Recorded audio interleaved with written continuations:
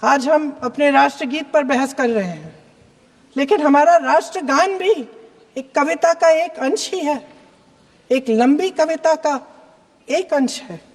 और इन दोनों राष्ट्रगीत और राष्ट्रगान के अंश को चुनने में सबसे बड़ी भूमिका गुरुदेव रविंद्रनाथ टैगोर की थी। वंदे मातरम के स्वरूप पर सवाल उठाना, जिसे संविधान सभा ने स्वीकार किया, न सिर्फ उन महापुरुषों का अपमान करना है जिन्होंने अपने महान विवेक से ये निर्णय लिया, मगर एक संविधान विरोधी मंशा को भी उजागर करता है।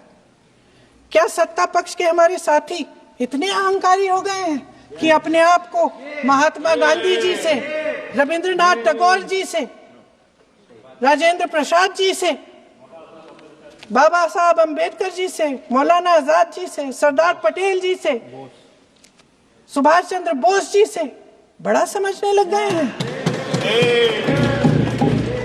मोदी जी का अपने भाषण में ही कहना कि राष्ट्रगीत को एक विभाजनकारी सोच द्वारा काटा गया, उन सब महापुरुषों का अपमान है जिन्होंने अपना पूरा जीवन इस देश की आजादी की लड़ाई में झोंक दिया।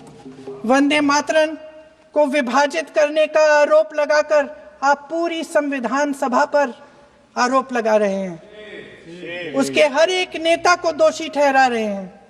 यह हमारी संविधान सभा और हमारे संविधान का खुला वार है। और जहां तक जवाहरलाल नेहरू जी की बात है, जितनी देर हमारे प्रधानमंत्री देश के प्रधानमंत्री रहे हैं, 12 साल हो गए हैं, लगभग उतने ही सालों के लिए जवाहरलाल नेहरू जी जेल में रहे। किस लिए? इस देश की आजादी के लिए। उसके बाद 17 साल के लिए प्रधानमंत्री रहे। आप बड़ी आलोचना करते हैं इनकी, लेकिन अगर इन्होंने इसरो नहीं बनाया होता तो आज आपका मंगलयान नहीं होता। अगर DRDO नहीं बनाया होता तो तेजस नहीं बनता। अगर IIT और IIM नहीं बनाए होते तो हम आज IT में आगे नहीं होते।